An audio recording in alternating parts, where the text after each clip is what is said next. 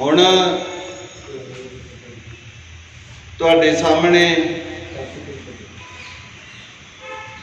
ਇੱਕ ਅਦੀਬਕਾਰਾਂ ਲਈ ਆਖੇ ਹੋਏ ਅਦਬ ਦੇ ਚੰਦ ਬੋਲ ਕਹਿ ਰਹੇ ਨੇ ਸਾਡੇ ਸਭਾ ਦੇ ਪ੍ਰਧਾਨ ਮਲਕੀਤ ਸਿੰਘ ਜੀ ਗਿੱਲ। ਆਓ ਜੀ ਗਿੱਲ ਸਾਹਿਬ। ਸਤਿਕਾਰਯੋਗ ਪੰਜਾਬੀ ਲਿਖਾਰੀ ਸਭਾ ਦੇ ਸਰਪ੍ਰਸਤ ਮਹਿੰਦਰਪਾਲ ਭੱਠਲ ਜੀ, ਮੁੱਖ ਪ੍ਰਬੰਧਕ ਬਾਬੂ ਬਿਜਲਾਲ ਜੀ, ਪਰਮਜੀਤ ਪੱਪੂ ਜੀ, ਚਰਨੀ ਬੇਦਲ ਜੀ, ਪਰਦੇਸੀ ਜੀ, SP ਹਸਤੀਆ ਜੀ ਤੇ ਸਾਡੀ ਸਹਿਯੋਗੀ ਸਭਾ ਨੌਜਵਾਨ ਲਿਖਾਰੀ ਸਭਾ ਧਨੌਲਾ ਦੇ ਪ੍ਰਧਾਨ ਪ੍ਰਗਟ ਸੇਖੋਂ ਜੀ, ਮਨਜੀਤ ਜੀ ਤੇ ਹੋਰ ਸਾਰੇ ਮੈਂਬਰ ਜਿੰਨੇ ਵੀ ਇੱਥੇ ਪਹੁੰਚੇ ਹਨ, ਤੇ ਸਾਡੀ ਭੈਣ ਸੁਰਿੰਦਰਪਾਲ ਕੌਰ ਜੀ, ਉੱਘੇ ਆਲੋਚਕ, ਸਾਹਿਤਕਾਰ, ਕਵੀਕਾਰ, ਬਿਤਰੀ, ਸਾਰਿਆਂ ਨੂੰ ਵਾਹਿਗੁਰੂ ਜੀ ਕਾ ਖਾਲਸਾ, ਵਾਹਿਗੁਰੂ ਜੀ ਕੀ ਫਤਿਹ। ਅੱਜ ਸਰਦਾਰ ਸਾਧੂ ਸਿੰਘ ਜੀ ਬੇਦਲ, ਜੋ ਕਿ ਸਾਡੇ ਵਿੱਚ ਭਾਵੇਂ ਅੱਜ ਮੌਜੂਦ ਨਹੀਂ ਹਨ, ਪਰੰਤੂ ਉਹਨਾਂ ਦੀ ਪਾਈ ਹੋਈ ਪਿਰਤ ਤੇ ਉਹਨਾਂ ਦੇ ਪਾਏ ਹੋਏ ਪੂਰ ਨੇ ਉਹਨਾਂ ਨੂੰ ਅੱਗੇ ਲਿਜਾਂਦੇ ਹੋਏ ਡਾਕਟਰ ਮਹਿੰਦਰਪਾਲ ਭੱਠਲ ਜੀ ਦੀ ਅਗਵਾਈ ਦੇ ਵਿੱਚ ਆਪਾਂ ਸਾਰੇ ਚੱਲ ਰਹੇ ਹਾਂ। ਸੋ ਇਹੀ ਇੱਕ ਉਦਮ ਕੀਤਾ ਗਿਆ ਸੀ ਕਿ ਜਿੰਨੇ ਵੀ ਆਪਣੇ ਕਵੀ ਹਨ, ਉਹਨਾਂ ਦੀਆਂ ਰਚਨਾਵਾਂ ਜੋ ਆਪਾਂ ਬੋਲਦੇ ਹਾਂ ਇਕੱਠੀਆਂ ਕੀਤੀਆਂ ਜਾਣ, ਇਕੱਤਰ ਕੀਤੀਆਂ ਜਾਣ। ਉਹਨਾਂ ਨੂੰ ਇਕੱਤਰ ਕਰਕੇ ਇੱਕ ਗੁਲਦਸਤਾ ਤਿਆਰ ਕੀਤਾ ਗਿਆ, ਜਿਹਦਾ ਨਾਮ ਸੀਗਾ ਸਾਂਝੀਆਂ ਪੈੜਾਂ। ਸਾਂਝੀਆਂ ਪੈੜਾਂ, ਜਿਹਦੇ ਵਿੱਚ ਮੈਂ ਤਾਂ ਕਹਾਂਗਾ, ਮੈਂ ਸਾਰੀਆਂ ਪੜ੍ਹੀਆਂ ਨੇ, ਬੜੀਆਂ ਮੌਲਿਕ ਜਿਹੜੀਆਂ ਇਹ ਪੈੜਾਂ ਕੀਤੀਆਂ ਨੇ, ਇਹ ਸਾਹਿਤਕ ਪੈੜਾਂ ਨੇ, ਇਹਨਾਂ ਦੇ ਮਾਣ ਹੈ। ਤੇ ਕੁਝ ਆਪਾਂ ਕਰਨ ਦੇ ਵਿੱਚ ਕਾਫੀ ਸਾਰੀਆਂ ਔਕੜਾਂ ਵੀ ਆਉਂਦੀਆਂ ਨੇ, ਤਰੁੱਟੀਆਂ ਵੀ ਆਉਂਦੀਆਂ ਨੇ, ਉਹ ਰਹਿ ਜਾਂਦੀਆਂ ਨੇ। ਸੋ ਉਹਨਾਂ ਤਰੁੱਟੀਆਂ ਨੂੰ ਅਸੀਂ ਸਿਰ ਮੱਥੇ ਪਹਿਲਾਂ ਵੀ ਮੰਨ ਲਿਆ ਤੇ ਹੁਣ ਵੀ ਮੰਨ ਰਹੇ ਹਾਂ। ਸੋ ਉਹਦੇ ਤੇ ਪਰਚਾ ਪੜ੍ਹਨ ਲਈ ਅਸੀਂ ਬੇਨਤੀ ਕੀਤੀ ਸੀ ਸਾਡੀ ਭੈਣ ਨੂੰ ਕਿ ਤੁਸੀਂ ਇੰਨਾ ਕੁ ਸਾਡਾ ਇਹ ਸੇਵਾ ਨਿਭਾਓ। ਤਾਂ ਇਹਨਾਂ ਨੇ ਸਿਰ ਮੱਥੇ ਜਦੋਂ ਘਰੇ ਗਏ ਸੀ ਉਹਨੂੰ ਪ੍ਰਵਾਨ ਕੀਤਾ ਸੀ। ਮੈਂ ਜੀ ਆਇਆਂ ਧੰਨਵਾਦ ਕਰ। ਸੋ ਬਿਜਲੀ ਸਾਡੇ ਬਹੁਤ ਹੀ ਸਤਿਕਾਰਯੋਗ ਡਾਕਟਰ ਗਿਆਨ ਚੰਦ, ਰਿਟਾਇਰ ਡਿਪਟੀ ਡਾਇਰੈਕਟਰ ਧਨੌਲਾ, ਉਹਨਾਂ ਦੀ ਘਰ ਪਤਨੀ ਤ੍ਰਿਪਤਾ ਬਾਂਸਲ, ਉਹਨਾਂ ਦਾ ਅਚਾਨਕ ਚਲਾਣਾ ਹੋਣ ਕਰਕੇ ਪਿਛਲੇ ਮਹੀਨੇ ਇਹ ਸਮਾਗਮ ਨੂੰ ਅੱਗੇ ਪਾ ਦਿੱਤਾ ਸੀ। ਸੋ ਕਿਉਂਕਿ ਤ੍ਰਿਪਤਾ ਬਾਂਸਲ ਦੇ ਵੀ ਇਸ ਕਿਤਾਬ ਦੇ ਵਿੱਚ ਹੈ ਜੀ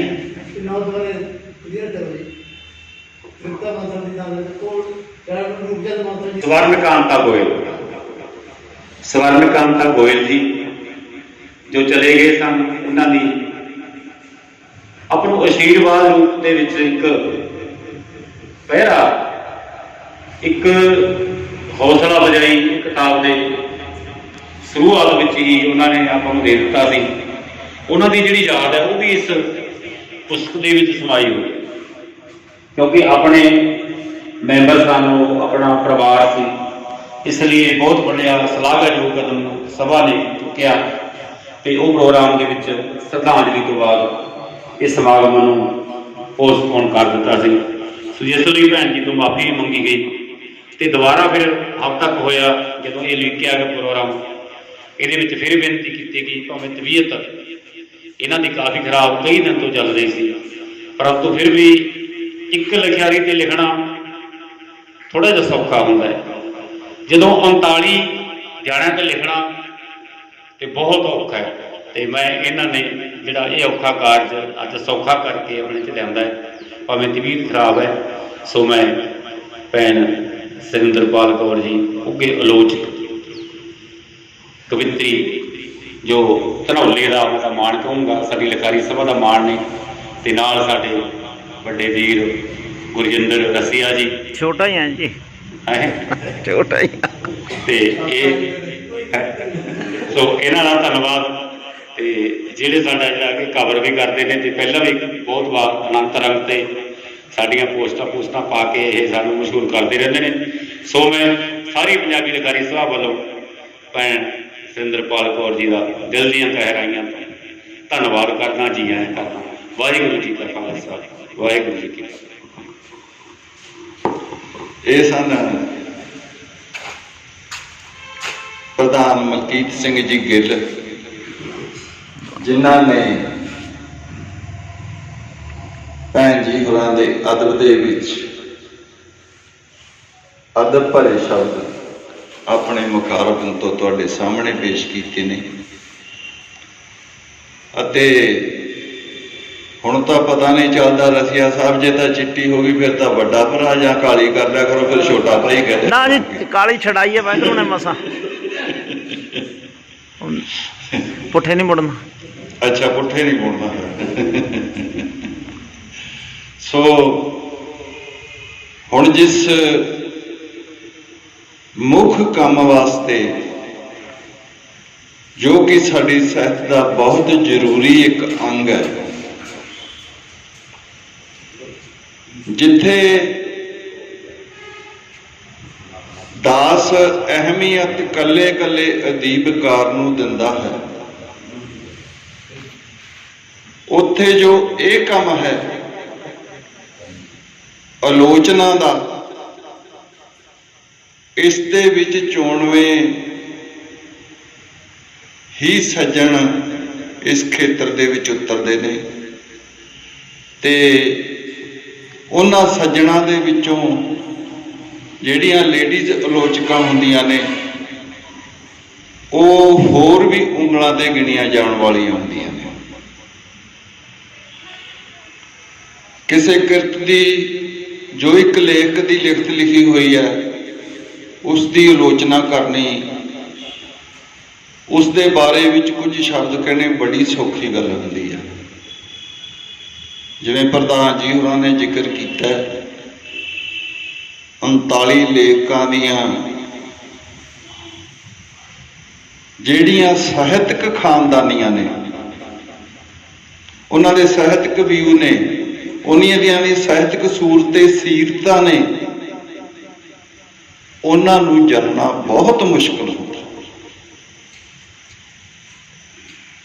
ਇਹ ਕਹਿ ਦੇਣਾ ਬੜਾ ਸੌਖਾ ਜਿਹਾ ਕੰਮ ਹੈ, ਪਰ ਜਦੋਂ ਇਸ ਨੂੰ ਕਰਨਾ ਜਾਂ ਕਮਾਉਣਾ ਪੈਂਦਾ ਨਾ, ਮੈਂ ਸਮਝਦਾ ਵੀ ਜਿਸ ਦੇ ਹੱਡਾਂ ਵਿੱਚ ਦੀ ਇਹ ਪ੍ਰਕਿਰਿਆ ਨਿਕਲਦੀ ਹੈ, ਇਹ ਕਿਸੇ ਚੀਜ਼ ਤੋਂ ਘੱਟ ਨਹੀਂ ਹੁੰਦੀ। ਤੇ ਫਿਰ ਜਦੋਂ ਇਹ ਕੰਮ ਇੱਕ ਇਮਾਨਦਾਰੀ ਦੇ ਨਾਲ ਕੀਤਾ ਜਾਣਾ ਹੋਵੇ, ਇੱਕ ਆਦਤ ਹੋਵੇ ਸੱਚੀ ਸੁੱਚੀ ਪਾਕ ਪਵਿੱਤਰ, ਕਿ ਸੈਫ ਗੋਈ ਦੇ ਸ਼ਬਦ ਤੋਂ ਇਲਾਵਾ ਆਪਾਂ ਕਿਰਤ ਦੇ ਵਿੱਚ ਕੋਈ ਕੂੜ ਕਪਟ ਦਰਜ ਨਹੀਂ ਕਰਨਾ। ਸੋ ਇਸ ਤਰ੍ਹਾਂ ਦਾ ਸੁਭਾਅ ਹੈ ਭੈਣ ਜੀ ਹੁਣਾਂ ਦਾ, ਜਿੱਥੇ ਸੱਚੀ ਸੁੱਚੀ ਕਿਰਤ ਸਮਾਜ ਦੇ ਵਾਸਤੇ ਸ਼ੀਸ਼ਾ ਹੁੰਦੀ ਹੈ, ਉੱਥੇ ਆਲੋਚਨਾ ਹੈ, ਉਹਦੇ ਉੱਪਰ ਇੱਕ ਤਾਜ ਦਾ, ਇੱਕ ਮੁਕਟ ਦਾ ਕੰਮ ਕਰਦੀ ਹੈ।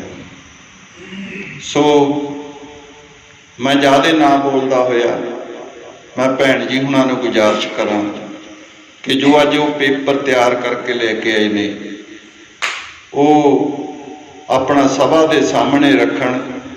ਮੈਂ ਦੁਬਾਰਾ ਫੇਰ ਗੁਜ਼ਾਰਿਸ਼ ਕਰਾਂ ਉਹਨਾਂ ਸੱਜਣਾਂ ਨੂੰ ਜਿਨ੍ਹਾਂ ਨੇ ਪੇਪਰ ਦੇ ਉੱਤੇ ਆਪਣੇ ਕੁਝ ਵਿਚਾਰ ਰੱਖਣੇ ਨੇ, ਉਹ ਜ਼ਰੂਰ ਦੱਸ ਦੇਣ, ਕਿਉਂਕਿ ਇਹ ਇਹਨਾਂ ਦੀ ਰਾਏ ਹੈ। ਕਿਤਾਬ ਦੇ ਮੁਤਲਕ ਜੋ ਪੇਪਰ ਪੜ੍ਹਿਆ ਜਾਣਾ ਹੈ, ਜਿਹੜਾ ਸਰੋਤਾ ਜਨ ਹੁੰਦਾ ਜਾਂ ਲਿਖਾਰੀ ਹੁੰਦਾ, ਉਸ ਨੂੰ ਵੀ ਹੱਕ ਹੁੰਦਾ ਹੈ ਕਿ ਮੇਰੀ ਕਿਰਤ ਦੇ ਮੁਤਲਕ ਜਾਂ ਮੇਰੀ ਸੰਪਾਦਕੀ ਦੇ ਮੁਤਲਕ ਜਾਂ ਮੇਰੇ ਮੁੱਖ ਬੰਧ ਦੇ ਮੁਤਲਕ ਜਾਂ ਕੋਈ ਹੋਰ ਜਿਹੜੀ ਕਿਸੇ ਵੀ ਕਿਸਮ ਦੀ ਗੁੰਜਾਇਸ਼ ਹੈ ਬੋਲਣ ਦੀ, ਉਹ ਸੱਜਣੋ ਇੱਕ ਸਾਹਿਤਕਾਰ ਵਾਸਤੇ ਜ਼ਰੂਰੀ ਹੁੰਦੀ ਹੈ ਕਿ ਉਹ ਤਹੀਆ ਕਰਕੇ ਜਿਹੜੇ ਦੋ ਸ਼ਬਦ ਉਸਨੇ ਕਹਿਣੇ ਨੇ ਉਹ ਜ਼ਰੂਰ ਆ ਕੇ ਕਹੇ। ਮੈਂ ਵਾਰ-ਵਾਰ ਤੁਹਾਨੂੰ ਇਹੋ ਹੀ ਗੁਜ਼ਾਰਿਸ਼ ਕਰਾਂਗਾ ਕਿ ਆਪਣੇ ਦਿਲ ਦੇ ਵਿੱਚ ਕੋਈ ਹਾਵ ਭਾਵ ਲੈ ਕੇ ਨਹੀਂ ਜਾਣਾ ਹੈ, ਬਲਕਿ ਕੱਢ ਕੇ ਜਾਣਾ ਹੈ। ਸੋ ਮੈਂ ਫਿਰ ਦੁਬਾਰਾ ਭੈਣ ਜੀ ਹੁਣਾਂ ਨੂੰ ਗੁਜ਼ਾਰਿਸ਼ ਕਰਦਾ ਕਿ ਉਹ ਆ ਕੇ ਆਪਣਾ ਪੇਪਰ ਤੁਹਾਡੀ ਖਿਦਮਤ ਵਿੱਚ ਰੱਖਣ। ਬੀਬਾ ਸੁਰਿੰਦਰਪਾਲ ਕੌਰ ਜੀ ਰਸੀਆ, ਆਓ ਭਾਈ।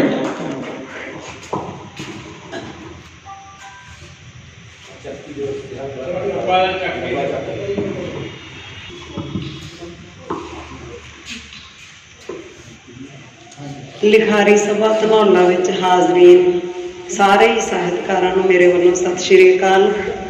ਪਹਿਲਾਂ ਤਾਂ ਮੈਂ ਅਗਾਊਂ ਮਾਫੀ ਮੰਗਦੀ ਹਾਂ ਵੀ ਸਿਹਤ ਬਹੁਤ ਜ਼ਿਆਦਾ ਔਖੀ ਹੋਣ ਕਰਕੇ ਮੈਨੂੰ 2 ਵਾਰ ਬੇਨਤੀ ਕਰਨੀ ਪਈ ਵੀ ਮੈਂ ਥੋੜਾ ਲੇਟ ਆਊਂਗੀ, ਤੇ ਮੈਨੂੰ ਉਮੀਦ ਹੈ ਵੀ ਮੈਨੂੰ ਜ਼ਰੂਰ ਮਾਫੀ ਦਿਓਗੇ। ਇਸ ਪੁਸਤਕ ਦੇ ਵਿੱਚ ਕੁੱਲ 39 ਕਵੀਆਂ ਦੀਆਂ ਰਚਨਾਵਾਂ ਜਿਹੜੀਆਂ ਉਹ ਸ਼ਾਮਲ ਨੇ। ਮੈਨੂੰ 1-2 ਸੁਝਾਅ ਇਹ ਮਿਲੇ ਕਿ ਘਰੋਂ ਵੀ, ਪਰਿਵਾਰ ਦੇ ਵਿੱਚੋਂ ਵੀ ਚਲੋ ਵਿਸ਼ੇਵਾਰ ਤੁਸੀਂ ਜਿਹੜੀ ਪੁਸਤਕ ਦੀ ਆਲੋਚਨਾ ਉਹ ਕਰਕੇ ਨਿਬੇੜ ਦਿਓ, ਪਰ ਮੈਨੂੰ ਖੁਦ ਨੂੰ ਐਂ ਲੱਗਿਆ ਵੀ 39 ਦੇ 39 ਇੱਕ ਪਰਿਵਾਰ ਦੇ ਮੈਂਬਰ ਨੇ, ਤੇ ਪਰਿਵਾਰ ਦੇ ਮੈਂਬਰਾਂ ਦੇ ਵਿੱਚੋਂ ਜੇ ਇੱਕ ਦਾ ਵੀ ਆਪਾਂ ਜ਼ਿਕਰ ਨਾ ਕਰੀਏ ਉਹਦੇ ਮਨ 'ਚ ਇੱਕ ਐਂ ਜਾਂਦਾ ਵੀ ਮੈਂ ਪਤਾ ਨਹੀਂ ਛੋਟਾ ਹਾਂ ਬਾਕੀਆਂ ਨਾਲੋਂ। ਇਸ ਕਰਕੇ ਮੇਰੀ ਬਹੁਤ ਕੋਸ਼ਿਸ਼ ਦੇ ਬਾਵਜੂਦ, ਬਹੁਤ ਸੰਖੇਪ ਲਿਖਣ ਦੇ ਬਾਵਜੂਦ ਪੇਪਰ ਬਹੁਤ ਜ਼ਿਆਦਾ ਲੰਬਾ ਬਣ ਗਿਆ। ਉਮੀਦ ਕਰਦੀ ਹਾਂ ਵੀ ਤੁਸੀਂ ਬੋਰ ਹੋਣ ਦੇ ਬਾਵਜੂਦ ਵੀ ਇਸ ਨੂੰ ਜ਼ਰੂਰ ਸੁਣੋ। ਸਾਂਝੇ ਸਰੋਕਾਰਾਂ ਦੀ ਪੇਸ਼ਕਾਰੀ, ਕਾਵਿ ਸੰਗ੍ਰਹਿ ਸਾਂਝੀਆਂ ਪੈੜਾਂ। ਆਮ ਕਰਕੇ ਪੁਰਾਣੇ ਸਮਿਆਂ ਤੋਂ ਹੀ ਪੰਜਾਬੀਆਂ ਦਾ ਇਹ ਸੁਭਾਅ ਰਿਹਾ ਹੈ ਕਿ ਉਹ ਹਰ ਖੇਤਰ ਵਿੱਚ ਮਿਲ ਜੁਲ ਕੇ ਹੀ ਵਿਚਰਨਾ ਪਸੰਦ ਕਰਦੇ ਹਨ। ਪੰਜਾਬੀ ਇੱਕ ਵਚਨੀ ਦੀ ਬਜਾਏ ਬਹੁਵਚਨੀ ਵਿਚਾਰਧਾਰਾ ਦੇ ਹਮਾਇਤੀ ਹਨ। ਸਾਡੇ ਪਿੰਡਾਂ ਵਿੱਚ ਤਾਂ ਕਿਸੇ ਦੇ ਦੁੱਖ ਸੁੱਖ ਵਿੱਚ ਵੀ ਸ਼ਰੀਕ ਹੋਣਾ ਹੋਵੇ ਤਾਂ ਨਾਲ 4 ਭੈਣ ਭਾਈ ਲੈ ਕੇ ਤੁਰਿਆ ਜਾਂਦਾ ਹੈ। ਕਿੱਡੀ ਮਹਾਨ ਪਰੰਪਰਾ ਹੈ ਪੰਜਾਬੀਆਂ ਦੀ ਕਿ ਮੇਜ਼ਬਾਨ ਅਤੇ ਮਹਿਮਾਨ ਦੋਵੇਂ ਖੁਸ਼ੀ ਮਨਾਉਂਦੇ ਹਨ। ਜਦੋਂ ਕਿਸੇ ਕੋਲ ਜਾਈਦਾ ਹੈ ਤਾਂ ਜਾਣ ਵਾਲੇ ਵੀ ਭਰੇ ਭਰਾਏ ਮਹਿਸੂਸ ਕਰਦੇ ਹਨ, ਅਤੇ ਜਿਸ ਦੇ ਕੋਲ ਦੁੱਖ ਜਾਂ ਖੁਸ਼ੀ ਵਿੱਚ ਜਾਣਾ ਹੁੰਦਾ ਹੈ ਉਹ ਵੀ ਮਹਿਸੂਸ ਕਰਦਾ ਹੈ ਕਿ 4 ਭੈਣ ਭਾਈ ਮੇਰੇ ਨਾਲ ਹਨ।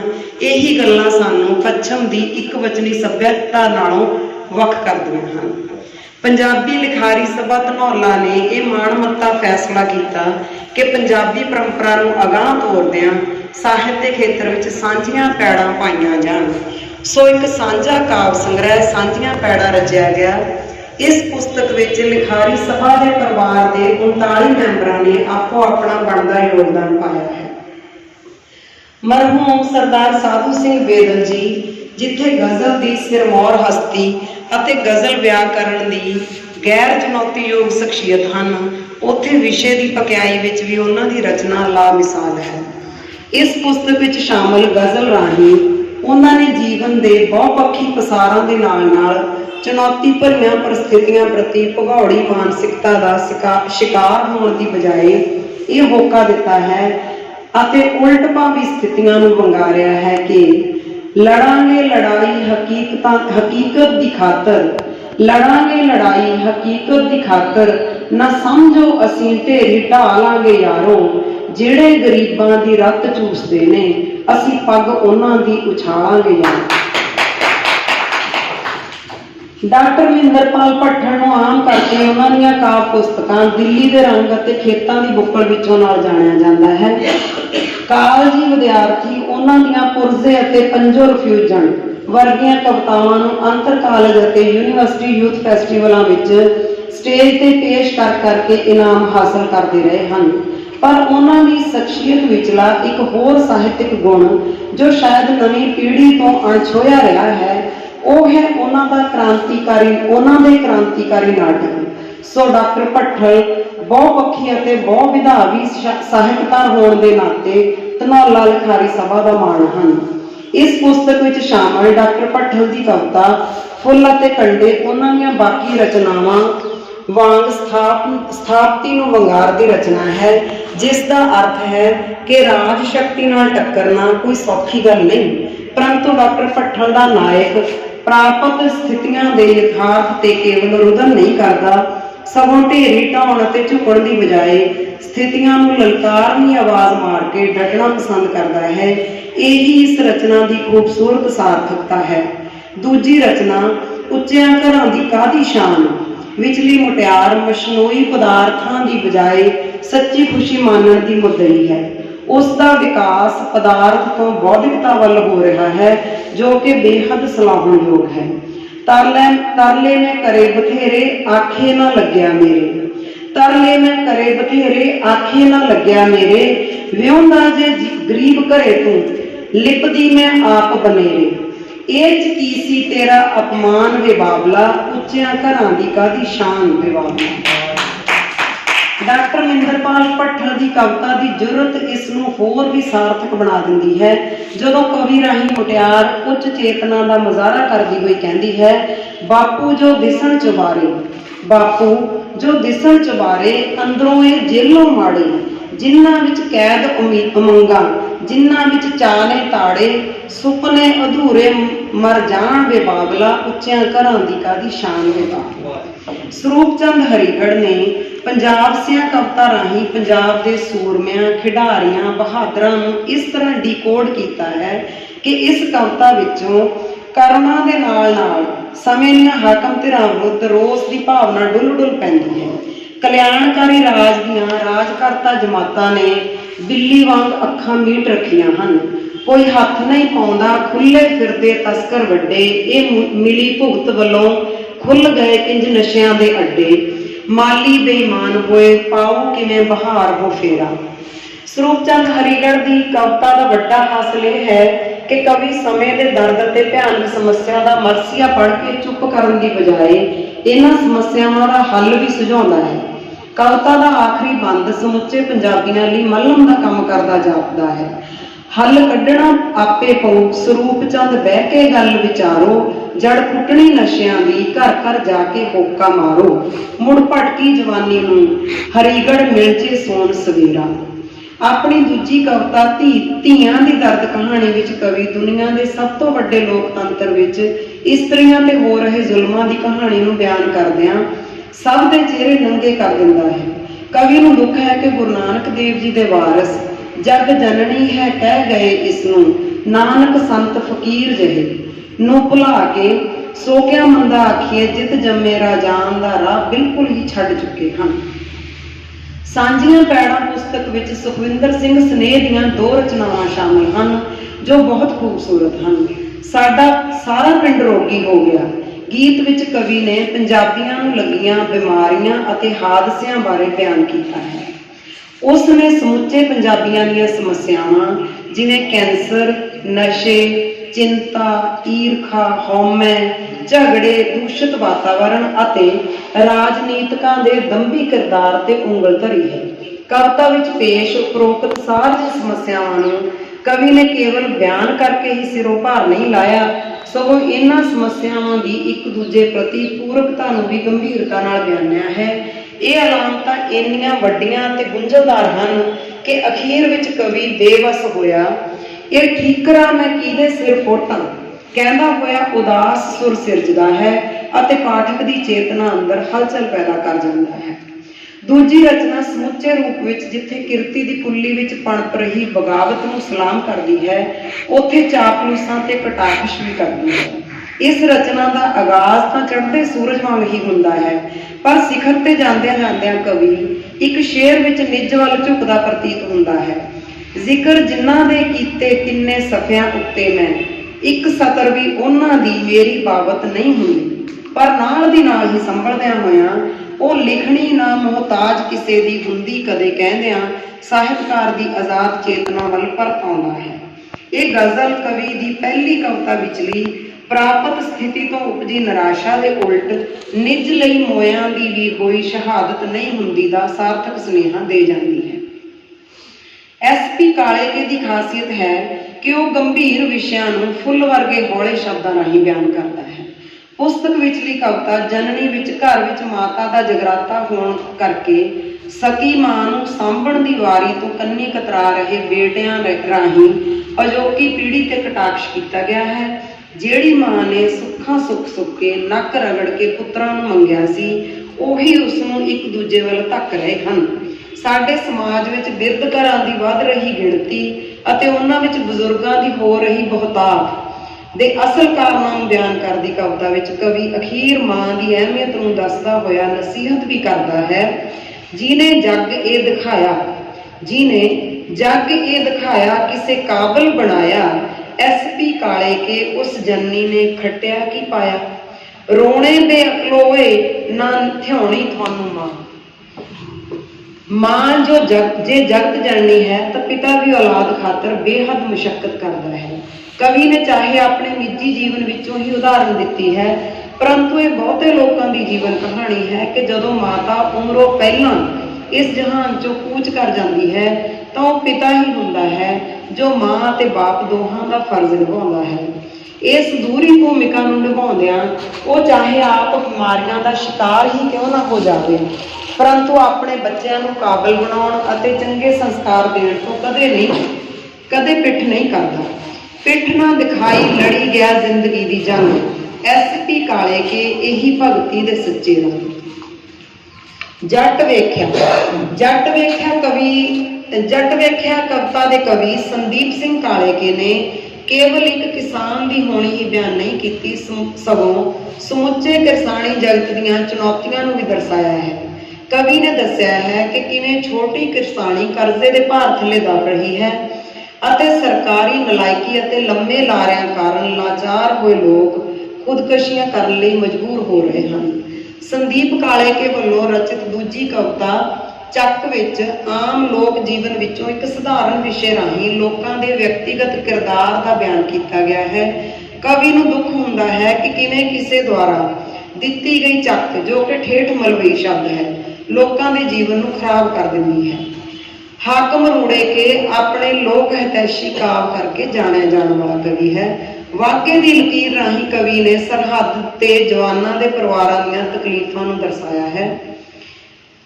ਭਾਰਤ ਪਾਕ ਸੰਬੰਧਾਂ ਵਿੱਚ ਪਈ ਖਟਾਸ ਦੇ ਅਸਲ ਕਾਰਨਾਂ ਤੇ ਚਾਨਣਾ ਪਾਉਂਦਿਆਂ ਹਾਕਮ ਰੂੜੇਕੇ ਅਸਲੀਅਤ ਦੱਸਦਾ ਹੈ ਕਿ ਦੋਹਾਂ ਦੇਸ਼ਾਂ ਦੀ ਆਮ ਜਨਤਾ ਪ੍ਰੇਮ, ਪਿਆਰ ਅਤੇ ਸ਼ਾਂਤੀ ਨਾਲ ਰਹਿਣਾ ਪਸੰਦ ਕਰਦੀ ਹੈ, ਪਰੰਤੂ ਰਾਜਨੀਤਿਕ ਆਗੂ ਭਾਈਚਾਰਕ ਸਾਂਝਾਂ ਨੂੰ ਤੀਲਾ ਕਰ ਰਹੇ ਹਨ। ਦੋਹਾਂ ਮੁਲਕਾਂ ਵਿਚਲੀ ਭੈੜੀ ਰਾਜਨੀਤੀ ਵਿੱਚ ਪ੍ਰੇਮ ਦਾ ਛਿੱਟਾ ਦੇਣ ਵਾਲੇ ਆਗੂਆਂ ਦੀ ਗਿਣਤੀ ਨਾ ਮਾਤਰ ਹੋਣ ਕਰਕੇ ਉਹਨਾਂ ਦੀ ਆਵਾਜ਼ ਵਿਚਲੀ ਨਿਰਛਲਤਾ ਨੂੰ ਦਬਾ ਦਿੱਤਾ ਜਾਂਦਾ ਹੈ। ਪਰੰਤੂ ਕਵੀ ਕਹਿੰਦਾ ਹੈ ਕਿ ਇਹ ਜੰਗ ਭਾਵੇਂ ਕਿਸੇ ਪਾਸੇ ਵੀ ਹੋਵੇ, ਪਰ ਵਿਧਵਤਾ ਦਾ ਸੰਤਾਪ ਤਾਂ ਇਸਤਰੀਆਂ ਨੂੰ ਹੀ ਭੋਗਣਾ ਪੈਂਦਾ ਹੈ। ਕਵੀ ਕਵਿਤਾ ਰਾਹੀਂ ਇਸਤਰੀ ਦੇ ਹੱਕ ਵਿੱਚ ਹਾਂ ਦਾ ਨਾਰਾ ਤਾਂ ਮਾਰਦਾ ਹੀ ਹੈ, ਪਰ ਨਾਲ ਹੀ ਔਰਤਾਂ ਦੇ ਮਨ ਦਾ ਤੌਖਲਾ ਵੀ ਜ਼ਾਹਰ ਕਰਦਾ ਕਹਿੰਦਾ ਹੈ, ਚਿੱਤ ਡਰੇ ਹਾਕਮਾਂ ਵੇ ਪਾ ਦੇ ਜੰਗ ਕਦੇ ਨਾ ਦੂਰੀ, ਚਿੱਤ ਡਰੇ ਹਾਕਮਾਂ ਵੇ ਪਾ ਦੇ ਜੰਗ ਕਦੇ ਨਾ ਦੂਰੀ, ਕਿਤੇ ਨਾ ਦੂਰੀ ਪਹਿਲਾਂ ਕਈ ਜੰਗਾਂ ਨੇ ਰੰਡੀਆਂ ਕੀਤੀਆਂ ਲੱਖਾਂ ਹੀਰਾਂ, ਪਵੇ ਲੋੜ ਜੰਗਾਂ ਦੀ ਨਾ ਜੇ ਮਿਟ ਜਾਣ ਵਾਗੇ ਜਿਹੀਆਂ ਲਕੀਰਾਂ। ਮਾਤਾ ਗੁਜਰੀ ਗੀਤ ਰਾਹੀਂ ਕਵੀ ਨੇ ਸਿੱਖ ਇਤਿਹਾਸ ਵਿੱਚ ਮਾਤਾ ਗੁਜਰੀ ਜੀ ਅਤੇ ਦਸ਼ਮੇਸ਼ ਪਿਤਾ ਦੇ ਸਾਹਿਬਜ਼ਾਦਿਆਂ ਦੀ ਧਰਮ ਪ੍ਰਤੀ ਬੇਮਿਸਾਲ ਦ੍ਰਿੜਤਾ ਨੂੰ ਚਿਤਰਿਆ ਹੈ। ਸਿੱਖੀ ਦਾ ਮਹਿਲ ਉਸਾਰਨ ਲਈ ਮਾਤਾ ਜੀ ਵੱਲੋਂ ਆਪਣੇ ਪਰਿਵਾਰ ਦੀ ਅੱਖਾਂ ਸਾਹਮਣੇ ਕੁਰਬਾਨੀ ਦਾ ਜ਼ਿਕਰ ਕਰੁਣਾਮਈ ਹੋਣ ਦੇ ਨਾਲ ਪ੍ਰੇਰਨਾਦਾਇਕ ਵੀ ਹੈ। ਮਰਹੂਮ ਹਰਨੇਕ ਸਿੰਘ ਧਾਲੀਵਾਲ ਭੱਠਲ ਦੀਆਂ ਦੋਵੇਂ ਗਜ਼ਲਾਂ ਪ੍ਰੀਤ ਕਥਾ ਬਿਆਨ ਕਰਦੀਆਂ ਹਨ, ਜਿਨ੍ਹਾਂ ਵਿੱਚ ਨਾਕਾਮ ਪ੍ਰੀਤ ਦਾ ਦਰਦ ਹੈ। ਕਵੀ ਜਿੱਥੇ ਅੰਗਰੇਜ਼ੀ ਸ਼ਬਦਾਂ ਦੀ ਖੁੱਲ੍ਹ ਲੈਂਦਾ ਹੈ, ਉੱਥੇ ਲੋਕ ਵਹਿਮ ਅਤੇ ਅਖੌਤਾਂ ਦੀ ਵਰਤੋਂ ਵੀ ਵੱਡੇ ਰੂਪ ਵਿੱਚ ਕਰਦਾ ਹੈ। ਡਾਕਟਰ ਗਿਆਨ ਚੰਦ ਗੋਇਲ ਨੇ ਭਗਵਾਨ ਰਾਮ ਅਤੇ ਭਰਤ ਦੇ ਮਿਲਾਪ ਨੂੰ ਕਾਵਿਕ ਰੂਪ ਵਿੱਚ ਖੂਬਸੂਰਤੀ ਨਾਲ ਚਿਤਰਿਆ ਹੈ। ਰਾਮ ਭਰਤ ਮਿਲਾਪ ਰਚਨਾ ਇੱਕ ਮਿੰਨੀ ਕਾਵਨਾਟ ਹੈ, ਜਿਸ ਰਾਹੀਂ ਜਿੱਥੇ ਸ਼੍ਰੀ ਰਾਮਚੰਦਰ ਜੀ ਦਾ ਇਹ ਅਹਿਦ ਦਰਸਾਇਆ ਗਿਆ ਹੈ ਕਿ ਹੁਕਮ ਪਿਤਾ ਜੀ ਦਾ ਸਿਰ ਨਾਲ ਨਿਭਾਉਣਾ ਮੈਂ, ਉੱਥੇ ਸ਼੍ਰੀ ਰਾਮ ਜੀ ਤੋਂ ਵੰਚਿਤ ਹੋ ਕੇ ਅਯੁੱਧਿਆ ਨਗਰੀ ਦੀ ਪਰਜਾ ਦੇ ਦੁੱਖਾਂ ਨੂੰ ਵੀ ਬਿਆਨ ਕੀਤਾ ਗਿਆ ਹੈ। ਬੱਚੀ ਹਰਜਸ ਕੌਰ ਨੇ ਆਪਣੀ ਬਾਲ ਕਵਿਤਾ ਰਾਹੀਂ ਬੱਚੇ ਦੇ ਮਨ ਦੇ ਬਲਬਲਿਆਂ ਨੂੰ ਬਹੁਤ ਸੋਹਣੀ ਤਰ੍ਹਾਂ ਨਾਲ ਉਲੀਕਿਆ ਹੈ। ਗੁਰਮੇਲ ਸਿੰਘ ਭੱਠਲ ਦੀ ਕਵਿਤਾ ਸਾਵਣ ਮਹੀਨੇ ਵਿੱਚ ਇਸ ਮਹੀਨੇ ਦੇ ਨਾਲ ਨਾਲ ਪੰਜਾਬਣ ਮੁਟਿਆਰ ਦੇ ਹੁਸਨ ਦਾ ਜ਼ਿਕਰ ਹੈ, ਅਤੇ ਦੂਜੇ ਗੀਤ ਵਿੱਚ ਪੰਜਾਬੀਆਂ ਦੇ ਪਹਿਲ ਕਦਮੀ ਵਾਲੇ ਸੁਭਾਅ ਅਤੇ ਕਿਰਦਾਰ ਬਾਰੇ ਦੱਸਦਾ ਹੋਇਆ ਕਵੀ ਇੱਥੋਂ ਦੇ ਖੇਤਾਂ, ਫਸਲਾਂ, ਗੱਭਰੂਆਂ ਦੇ ਸ਼ੌਕ ਅਤੇ ਖੇਡਾਂ ਆਦਿ ਬਾਰੇ ਬਿਆਨ ਕਰਦਾ ਹੈ। ਬੂਰੀਆਂ ਮੱਝੀਆਂ ਚੁੰਗਣ ਵਾਲੇ ਪੰਜਾਬੀ ਪੇਂਡੂ ਖੇਡਾਂ ਅਤੇ ਕਸਰਤਾਂ ਰਾਹੀਂ ਸਰੀਰ ਕਮਾਉਂਦੇ ਹਨ। ਸਾਡੇ ਗੀਤ, ਲੋਕ ਗੀਤ ਅਤੇ ਲੋਕ ਨਾਚ, ਸਾਡੇ ਲੋਕ ਸਾਜ਼, ਢੱਡ, ਸਾਰੰਗੀ, ਅਲਗੋਜ਼ੇ ਆਦਿ ਨੇ ਪੰਜਾਬ ਨੂੰ ਪੂਰੀ ਦੁਨੀਆ ਵਿੱਚ ਇੱਕ ਵੱਖਰੀ ਪਹਿਚਾਣ ਦਿਵਾਈ ਹੈ। ਦਿਲ ਕਰਦਾ ਹੈ ਰਚਨਾ ਵਿੱਚ ਕਵੀ ਗੁਰਪਾਲ ਸਿੰਘ ਬਿਲਾਵਲ ਧਨੌਲਾ ਨੇ ਕੁਦਰਤ ਦੇ ਜ਼ਰਰੇ ਜ਼ਰਰੇ ਵਿੱਚ ਇਨਸਾਨ ਦੀ ਸਮਾ ਜਾਣ ਦੀ ਚਾਹਤ ਨੂੰ ਬਿਆਨਿਆ ਹੈ। ਕਵੀ ਕੁਦਰਤ ਨਾਲ ਇੱਕਮਿਕ ਹੋਣਾ ਲੋਚਦਾ ਹੋਇਆ ਕਾਇਨਾਤੀ ਸਰਲਤਾ, ਸਹਿਜਤਾ, ਸਾਵੇਂਪਣ ਅਤੇ ਭੋਲੇਪਣ ਨੂੰ ਆਤਮਸਾਤ ਕਰਦਾ ਦਿਖਾਈ ਦਿੰਦਾ ਹੈ, ਪਰ ਨਾਲ ਹੀ ਕਵਿਤਾ ਦੇ ਲਮੇਰੇ ਫੈਲਾਅ ਤੋਂ ਉਪਰੰਤ ਮੁੜ ਕੇਂਦਰ ਬਿੰਦੂ ਵੱਲ ਪਰਤਦਾ ਹੋਇਆ ਸਾਰੀ ਰਚਨਾ ਦਾ ਸਾਰ ਤੱਕ ਪੇਸ਼ ਕਰਦਿਆਂ ਲੋਚਦਾ ਹੈ ਕਿ ਇਹ ਦੁਨੀਆ ਦਾ ਸਿਆਪਾ ਤੋੜੋ, ਮੈਨੂੰ ਮੇਰਾ ਆਪਾ ਮੋੜੋ। ਕਵੀ ਨੇ ਇਸ ਕਵਿਤਾ ਵਿੱਚ ਇੱਕ ਕੇਂਦਰੀ ਵਿਸ਼ੇ ਦਾ ਵਿਸਥਾਰ ਕੀਤਾ ਹੈ, ਪਰ ਉਸ ਵਿਚਾਰ ਨੂੰ ਵਿਸਥਾਰਨ ਲਈ ਖੂਬਸੂਰਤ ਨਾਦਬਿੰਦ, ਦ੍ਰਿਸ਼ਬਿੰਬ ਵੀ ਸਿਰਜੇ ਹਨ। ਆਪਣੀ ਦੂਜੀ ਗਜ਼ਲ ਵਿੱਚ ਆਪਣੀ ਕਾਮਯਾਬੀ ਦਾ ਰਾਜ਼ ਆਪਣੇ ਫੈਸਲੇ ਖੁਦ ਕਰਕੇ ਖੁਦੀ ਨੂੰ ਬੁਲੰਦ ਕਰਦਾ ਹੋਇਆ ਸਾਹਿਤਕਾਰਾਂ ਨੂੰ ਪ੍ਰੇਰਨਾ ਵੀ ਦਿੰਦਾ ਹੈ। ਚਰਨੀ ਬੇਦਲ ਧਨੌਲਾ ਆਮ ਲੋਕਾਂ ਵਾਂਗ ਆਧੁਨਿਕਤਾ ਨੂੰ ਸਮੇਂ ਦੀ ਹਾਣੀ ਕਹਿ ਕੇ ਵਡਿਆਉਣ ਦੀ ਥਾਂ ਪਾਠਕ ਨੂੰ ਸੁਚੇਤ ਕਰਦਾ ਹੈ ਕਿ ਆਧੁਨਿਕਤਾ ਨੇ ਸਾਡਾ ਕਿੰਨਾ ਕੀਮਤੀ ਵਿਰਸਾ ਸਾਡੇ ਕੋਲੋਂ ਖੋਹ ਲਿਆ ਹੈ। ਕਵੀ ਦੱਸਦਾ ਹੈ ਕਿ ਕਿਵੇਂ ਡੀਜੇ ਵਰਗੇ ਚਕਾਚੌਂਧੀ ਸੱਭਿਆਚਾਰ ਨੇ ਸਾਡੇ ਬੱਚਿਆਂ ਕੋਲੋਂ ਦਾਦੀ ਦੀਆਂ ਲੋਰੀਆਂ ਅਤੇ ਗਿੱਧਾ ਭੰਗੜਾ ਖੋਹ ਲਏ ਹਨ। ਉਸ ਦੀ ਦੂਜੀ ਰਚਨਾ ਹੱਥਾਂ ਨੇ ਹੱਥ ਜੋੜੇ ਸਥਾਨਕ ਘਰੇਲੂ ਸਮੱਸਿਆਵਾਂ ਤੋਂ ਚੱਲਦੀ ਹੋਈ ਕੌਮੀ ਅਤੇ ਕੌਮਾਂਤਰੀ ਪੱਧਰ ਦੀਆਂ ਜੰਗਾਂ ਤੱਕ ਜਾ ਪਹੁੰਚਦੀ ਹੈ ਅਤੇ ਉਹਨਾਂ ਦੇ ਕਾਰਨਾਂ ਨੂੰ ਪੜਚੋਲਦੀ ਹੈ। ਗੁਰਦੀਪ ਸਿੰਘ ਜੁਗਨੂ ਅਮਰੀਕਾ ਦੀ ਕਵਿਤਾ ਆਪਣੇ ਸਿਰਲੇਖ ਦਿੱਲੀ ਨੂੰ ਲਲਕਾਰ ਵਾਂਗ ਹੀ ਦਿੱਲੀ ਵੱਲੋਂ ਹੋ ਰਹੀਆਂ ਲੋਕ ਵਿਰੋਧੀ ਨੀਤੀਆਂ ਦੇ ਖਿਲਾਫ ਲਲਕਾਰ ਬਣਦੀ ਹੈ। ਸਮੁੱਚੀ ਕਵਿਤਾ ਗੁਰਮੁਖ ਫਲਸਫੇ ਵਿੱਚੋਂ ਉਦਾਹਰਨਾਂ ਦੇ ਕੇ ਉਸਾਰੀ ਗਈ ਹੈ। ਇਸ ਲਈ ਕਵੀ ਨੇ ਬਾਣੀ ਦੇ ਸ਼ਬਦਾਂ ਅਤੇ ਟੂਕਾਂ ਦੀ ਖੁੱਲ੍ਹ ਦਿਲੀ ਨਾਲ ਵਰਤੋਂ ਕੀਤੀ ਹੈ। ਭਾਵੇਂ ਇਹ ਰਚਨਾ ਕੇਵਲ ਕਿਸਾਨ ਵਿਰੋਧੀ ਕਾਨੂੰਨਾਂ ਕਾਰਨ ਅਤੇ ਵਿਰੋਧ ਵਿੱਚੋਂ ਉਪਜੀ ਹੈ, ਇਸ ਦਾ ਪ੍ਰਭਾਵ ਵਕਤੀ ਨਾ ਹੋ ਕੇ ਸਗੋਂ ਸਦੀਵੀ ਹੈ, ਕਿਉਂਕਿ ਕਵੀ ਨੇ ਇਸ ਕਵਿਤਾ ਵਿੱਚ ਮੁੱਢੋਂ ਹੀ ਦਿੱਲੀ ਨਾਲ ਵਿਰੋਧਾਂ ਦੇ ਨਾਲ ਨਾਲ ਪੰਜਾਬੀ ਕੌਮ ਦੇ ਜੁਝਾਰੂ ਕਿਰਦਾਰ ਨੂੰ ਨਿਭਾਇਆ ਹੈ। ਇੰਦਰਿੰਦਰ ਕੌਰ ਖੁਰਮੀ ਅਮਰੀਕਾ ਦੀ ਕਵਿਤਾ ਵਤਨ ਦੀ ਮਿੱਟੀ ਦਾ ਮੋਹ ਰਾਹੀਂ ਰੋਟੀ ਰੋਜ਼ੀ ਖਾਤਰ ਵਤਨੋਂ ਬੇਵਤਨ ਹੋਇਆਂ ਦਾ ਦਰਦ ਝਲਕਦਾ ਹੈ। ਇਸ ਕਵਿਤਾ ਰਾਹੀਂ ਕਵਿਤਰੀ ਨੇ ਆਰਥਿਕ ਮਜਬੂਰੀਆਂ ਕਾਰਨ ਵਿਦੇਸ਼ੀ ਵਸੇ ਪੰਜਾਬੀਆਂ ਦੇ ਮਨਾਂ ਅੰਦਰਲਾ ਜੰਮਣ ਭੋਏ ਪ੍ਰਤੀ ਮੋਹ ਦਰਸਾਇਆ ਹੈ। ਡਾਕਟਰ ਗੁਰਮੀਤ ਸਿੰਘ ਖਾਈ ਦੀਆਂ ਦੋਵੇਂ ਰਚਨਾਵਾਂ ਆਪ ਨੂੰ ਪਛਾਣੋ ਅਤੇ ਜਿੰਦੇ ਪ੍ਰੇਰਨਾਦਾਇਕ ਹੋਣ ਦੇ ਨਾਲ ਨਾਲ ਮਨੁੱਖੀ ਫਿਤਰਤ ਕਾਰਨ ਹੋ ਰਹੀ ਅਨੁਸ਼ਾਸਨਹੀਣਤਾ ਦੀ ਬਾਤ ਪਾਉਂਦੀਆਂ ਹਨ, ਪਰ ਕਵੀ ਮਨੁੱਖ ਨੂੰ ਨਸੀਹਤ ਵੀ ਦਿੰਦਾ ਹੈ ਕਿ ਮੰਜ਼ਿਲ ਤੇ ਪਹੁੰਚਣ ਦੀ ਖਾਤਰ ਰੱਖ ਹੌਸਲਾ ਵਾਟ ਮੁਕਾਈਏ। ਇਸੇ ਤਰ੍ਹਾਂ ਗੁਰਵਿੰਦਰ ਸਿੰਘ ਭੱਠਲ ਦੀਆਂ ਦੋਵੇਂ ਰਚਨਾਵਾਂ ਰਾਹੀਂ ਨਿਰੋਲ ਰੋਮਾਂਸਵਾਦੀ ਵਿਸ਼ੇ ਨੂੰ ਬਿਆਨ ਕੀਤਾ ਗਿਆ ਹੈ। ਸ਼੍ਰੋਮਣੀ ਭਗਤ ਰਵਿਦਾਸ ਜੀ ਦੀ ਰੱਬੀ ਸ਼ਖਸੀਅਤ ਨੂੰ ਦਰਸਾਉਂਦੀ ਕਵਿਤਾ ਵਿੱਚ ਜਸਮੇਲ ਸਿੰਘ ਕਾਲੇਕੇ ਨੇ ਭਗਤ ਜੀ ਦੇ ਰੂਹਾਨੀ ਗੁਣਾਂ ਦੇ ਨਾਲ ਨਾਲ ਉਹਨਾਂ ਦੇ ਕਿਰਤ ਪ੍ਰਤੀ ਸਮਰਪਣ ਅਤੇ ਕਿਰਤ ਦੀ ਉੱਚਤਾ ਦੇ ਸਿਧਾਂਤ ਨੂੰ ਵੀ ਦਰਸਾਇਆ ਹੈ। ਅਖੌਤੀ ਨੀਵੀਂ ਜਾਤ ਵਿੱਚ ਜਨਮ ਲੈਣ ਵਾਲੇ ਭਗਤ ਰਵਿਦਾਸ ਜੀ ਦੁਨਿਆਵੀ ਦੇ ਨਾਲ ਨਾਲ ਇਲਾਹੀ ਅਤੇ ਰੱਬੀ ਚੇਤਨਾ ਦਾ ਵਰਣਨ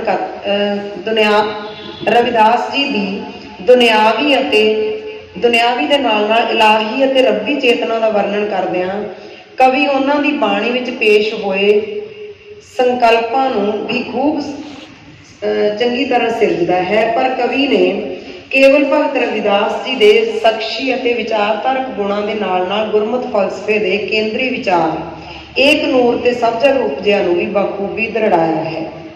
ਜਗਤਾਰ ਜ਼ਖਮੀ ਭੱਠਲ ਦੀਆਂ ਦੋ ਗਜ਼ਲਾਂ ਸ਼ਿੰਗਾਰ ਰਸ ਨਾਲ ਭਰਪੂਰ ਖੂਬਸੂਰਤ ਕਾਵਿ ਦੀ ਤਸਵੀਰ ਹਨ। ਇਹਨਾਂ ਰਾਹੀਂ ਕਵੀ ਨੇ ਜਿੱਥੇ ਦੁਨੀਆ ਦੇ ਮਖੌਟਿਆਂ ਭਰੇ ਕਿਰਦਾਰ ਤੇ ਉਂਗਲ ਧਰੀ ਹੈ, ਉੱਥੇ ਬਿਰਖਾ ਦੀ ਤੜਪ ਨੂੰ ਵੀ ਸੁੰਦਰਤਾ ਨਾਲ ਚਿਤਰਿਆ ਹੈ।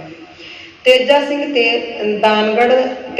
ਤਿਲਕ ਦਾਨਗੜ੍ਹ ਨੇ ਸੁਪਨਿਆਂ ਤੂੰ ਲੈ ਚੱਲ ਕਵਿਤਾ ਵਿੱਚ ਸੁਪਨੇ ਰਾਹੀਂ ਪੁਰਾਤਨ ਸਮੇਂ ਵਿੱਚ ਜਾਣ ਦੀ ਲਾਲਸਾ ਪ੍ਰਗਟਾਈ ਹੈ। ਕਵੀ ਸਮੇਂ ਰੂਪੀ ਸੁਪਨੇ ਨੂੰ ਭੌਂ ਕੇ ਉੱਥੇ ਲਿਜਾਣ ਦੀ ਅਰਜ਼ੋਈ ਕਰਦਾ ਹੈ ਜਿੱਥੇ ਨਾ ਸਿਰਫ ਉਸਦਾ ਬਚਪਨ ਹੀ ਬੀਤਿਆ, ਸਗੋਂ ਜਿੱਥੇ ਰਿਸ਼ਤਿਆਂ ਨਾਤਿਆਂ ਦਾ ਨਿਰਸ਼ਲ ਮੋਹ ਵੀ ਸਾਂਭਿਆ ਪਿਆ ਹੈ। ਦੂਜੀ ਰਚਨਾ ਵੇ ਦੇਖੀ ਵੀਰਾ ਵਿੱਚ ਕਵੀ ਨਸ਼ਿਆਂ ਵਿੱਚ ਗ੍ਰਸੇ ਪੰਜਾਬ ਦੇ ਨੌਜਵਾਨ ਨੂੰ ਨਸੀਹਤ ਕਰਦਾ ਹੈ ਕਿ ਉਹ ਜੀਵਨ ਦੀਆਂ ਮੁਸ਼ਕਲਾਂ ਤੋਂ ਅੱਕ ਥੱਕ ਕੇ ਖੁਦਕਸ਼ੀਆਂ ਦੇ ਰਾਹ ਪੈਣ ਦੀ ਬਜਾਏ ਦ੍ਰਿੜ ਇਰਾਦੇ ਅਤੇ ਚੜ੍ਹਦੀ ਕਲਾ ਦੇ ਧਾਰਨੀ ਬਣਨ। ਜਿੱਥੇ ਕਵੀ ਨੌਜਵਾਨਾਂ ਨੂੰ ਦਾਨਿਆਂ ਸਿਆਣਿਆਂ ਦੇ ਕਹੇ ਬੋਲ ਸੁਣਾਉਂਦਾ ਹੈ ਕਿ ਕਿਹੜੀ ਗੱਲੋਂ ਢਾਹੇ ਹੌਸਲੇ ਪੈਂਦੇ ਬੰਦਿਆਂ ਤੇ ਮਾਮਲੇ ਆਏ, ਉੱਥੇ ਪੰਜਾਬ ਦੇ ਕਿਸਾਨਾਂ ਦੀਆਂ ਕਰਜ਼ੇ ਵਰਗੀਆਂ ਸਮੱਸਿਆਵਾਂ ਨੂੰ ਦਰਸਾਉਂਦਾ ਹੈ। ਪਰ ਨਾਲ ਹੀ ਨਸ਼ਿਆਂ ਦੇ ਰਾਹ ਤੇ ਚੱਲ ਕੇ ਜ਼ਿੰਦਗੀ ਤੋਂ ਭਗੌੜੇ ਹੋਏ ਜਵਾਨਾਂ ਨੂੰ ਅਪੀਲ ਕਰਦਾ ਹੈ ਕਿ ਉਹ ਕਿਰਤ ਦਾ ਰਾਹ ਫੜ ਕੇ ਪੰਜਾਬੀਆਂ ਦੇ ਸੁਭਾਅ ਨੂੰ ਅਪਣਾ ਕੇ ਪੰਜਾਬੀਆਂ ਦੇ ਜੁਝਾਰੂ ਸੁਭਾਅ ਨੂੰ ਅਪਣਾ ਕੇ ਉਦਮੀ ਬਣਨ ਅਤੇ ਕਿਰਤ ਕਰਨ ਦੀ ਆਦਤ ਪਾਉਣ।